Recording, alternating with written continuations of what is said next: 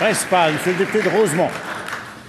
Monsieur le Président, avec l'hiver qui s'installe dans les rues de nos villes, revient le triste spectacle de milliers d'itinérants qui cherchent de quoi se nourrir et un coin chaud pour dormir. Les organismes qui viennent au secours des itinérants ont été déçus quand le gouvernement libéral a reporté la mise en œuvre de la politique nationale de l'itinérance que ma collègue de Joliette avait annoncée il y a de cela 3 longues saisons.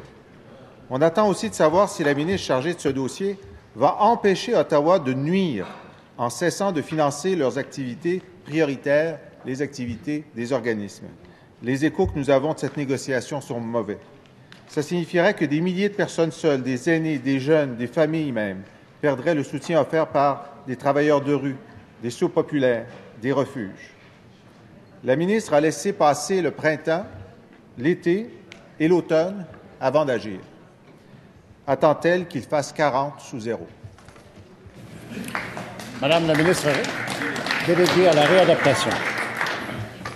Merci, Monsieur le Président. Je suis étonnée un petit peu de la question du député de Rosemont, puisque nous parlons régulièrement de ce plan d'action pour contrer l'itinérance. Et pour rappel, Monsieur le Président, je veux juste me permettre de vous dire que celui qui a démarré la commission spéciale itinérante sur le mandat de l'itinérance, c'était le député Jacques Cartier, que je tiens à saluer. Le premier plan d'action...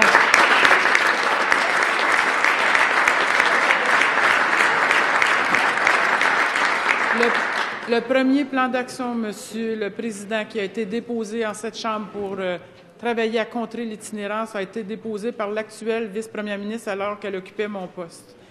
Ensuite,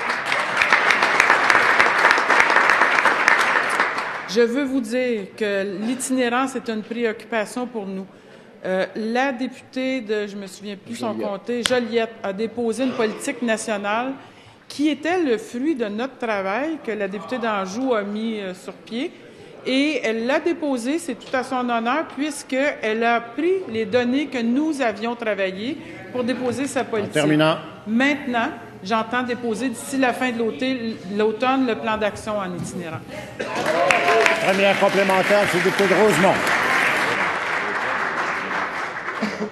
Les itinérants ne veulent pas savoir ce qui s'est passé dans les commissions qui ont eu lieu il y a quelques années. Nous, on avait une politique, on avait prévu 6 millions qui ne sont pas encore arrivés dans la rue. Et ce que je veux savoir de la ministre, c'est est-ce qu'elle va laisser le gouvernement fédéral détourner les argents dont les itinérants ont besoin? Est-ce que oui ou non, la majorité de l'argent fédéral va aller dans les priorités québécoises ou est-ce qu'elle va laisser le fédéral le détourner?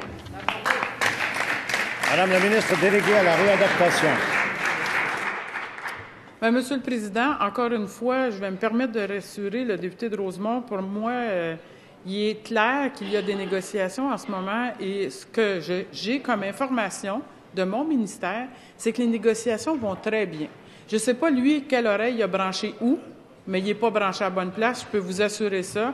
Et oui, nous travaillons à faire en sorte que les priorités québécoises soient respectées, c'est vrai, chers collègues, et que nous puissions ensemble optimiser toutes nos ressources, dont celle du fédéral à laquelle je me permets de vous rappeler que vous n'avez pas beaucoup foi, nous puissions contrer l'itinérance et ça fera partie aussi du travail que nous aurons à faire.